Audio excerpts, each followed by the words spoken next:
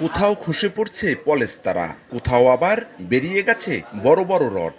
দেখা দিয়েছে ফাটল। আতঙ্কে শিক্ষক, শিক্ষার্থী ও কর্মচারীরা। ঝুঁকিতেই চলছে কার্যক্রম। মাদারীপুরের কালকিনি সৈয়দ আবুল হোসেন বিশ্ববিদ্যালয় কলেজের ভবনগুলো নির্মাণ করা হয় 1990 সালে। দীর্ঘদিন ধরে সংস্কারের অভাবে 8টি ভবনই এখন ঝুঁকিপূর্ণ।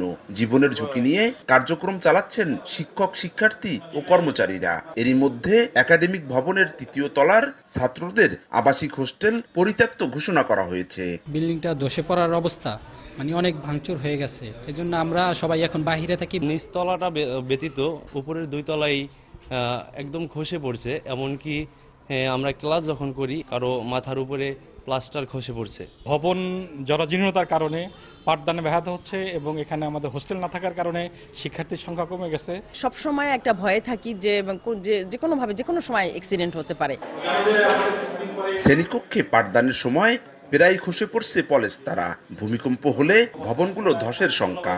1972 সালে প্রতিষ্ঠিত কালকিনি সৈয়দ আবুল হোসেন বিশ্ববিদ্যালয় কলেজে একসময়ে 7000 শিক্ষার্থী থাকলেও বর্তমানে তা অর্ধেকে নেমে এসেছে। ভবনগুলো ঝুঁকিপূর্ণ হওয়ায় বারবার শুধু আশ্বাসের বাণীতে আটকে আছে নতুন ভবন নির্মাণের কার্যক্রম। খুবই ঝুঁকির ভিতরে আমরা আমাদের শিক্ষা কার্যক্রম চালিয়ে যাচ্ছি। আমরা শিক্ষা প্রকৌশল অধিদপ্তরের আবেদন করেছি, তারা নতুন ভবন দেননি। এমন নাজুক অবস্থা হলেও অনেকটাই অসহায় শিক্ষা প্রকৌশল অধিদপ্তর। আমাদের নতুন কোনো ভবন নির্মাণ করা নাই আর কি, প্রকল্প নাই আর কি।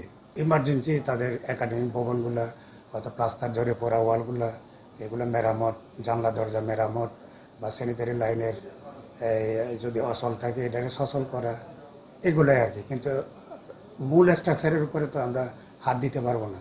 কলেজটিতে 15টি বিভাগে বর্তমানে শিক্ষার্থীর সংখ্যা 3500 আর 68 জন শিক্ষক ও 22 জন কর্মচারী কর্মরত। সঞ্জয় কর্মকার, অভিজিৎ, সময় সংবাদ, মাদারীপুর।